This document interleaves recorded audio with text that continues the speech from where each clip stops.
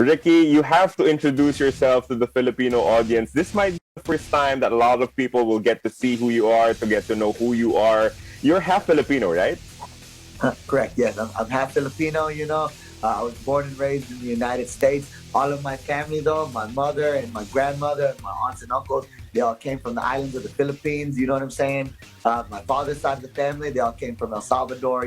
So all of my family met in Houston. I was born there. You know what I mean? And I always carry the flag high with pride over there every time I step in, representing all of my people. You know what I'm saying? All my friends and family. You know what I'm saying? From the Philippines. In El Salvador too.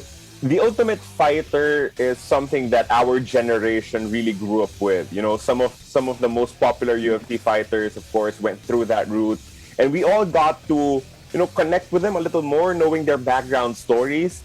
So when the idea was broached to you, the possibility of joining the Ultimate Fighter, how excited were you to jump on that chance? I can remember exactly the day it was. It was Halloween of 2020. That's when they had announced the trailer saying that the Ultimate Fighter was returning, and it said bantamweights were going to be in the tournament. From that moment, the moment I saw that trailer on Halloween, I just said, oh, that's all me, and I was so excited and enthusiastic about it.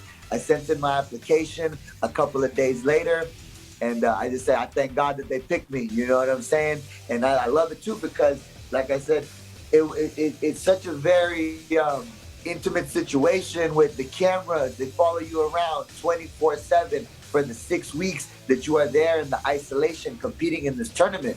It's a very high pressure situation. I'm thankful that I went in there and I got the victories in the first round and in the second round as well.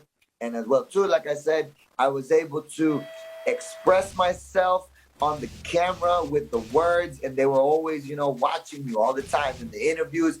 And so that's why I say, not only was I able to express myself with my fighting skills, number one, in getting the victory in the octagon, but then two, intimately express myself with everything that I was being interviewed, and they were always watching my every move all the time. So I was having a lot of fun with it for sure.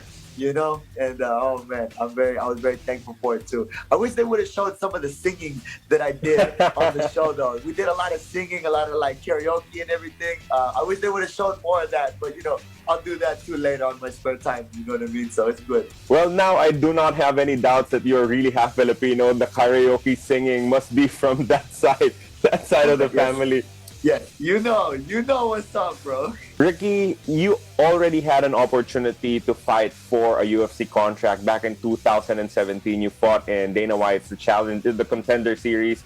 Unfortunately, you lost that fight. You weren't able to pick up that contract, but getting the chance now, 4 years after, what can you say changed in your fight style, in your demeanor in those 4 years that makes you more ready now for a UFC career? That was my first loss ever. The experience of losing and the experience of having to learn and grow and continue my progression through all the years, not just in the physical of learning more martial arts techniques in striking and grappling, but more also in the mental. As martial artists, it's all mental. The mental part, I'd say, of never giving up.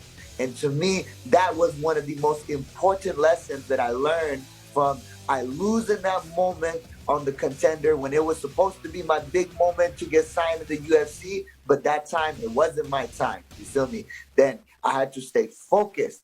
I had to never give up on my dreams. I had to keep believing in myself and have faith. And that's why it was the internal part of one of the biggest things that I ever learned. To come up short and to keep having faith, stay positive, and never give up on my dreams. And I kept going, and I kept going through all the ups and the downs. Now here at 28 years old, I stepped back into the octagon again. I got the redemption this time. I won those 2 fights inside the octagon, and it set me up now. Here I stand now. You feel me? Making the UFC debut in the finale. Here right now, and I say, Lord willing, I'm going to get the victory this one, collect the trophy at the very end of it now. So I'm very thankful. I thank God that it's all worked out like this, Ricky, it's been awesome talking to you, and I cannot wait to see the Philippine flag, being brought to inside the octagon.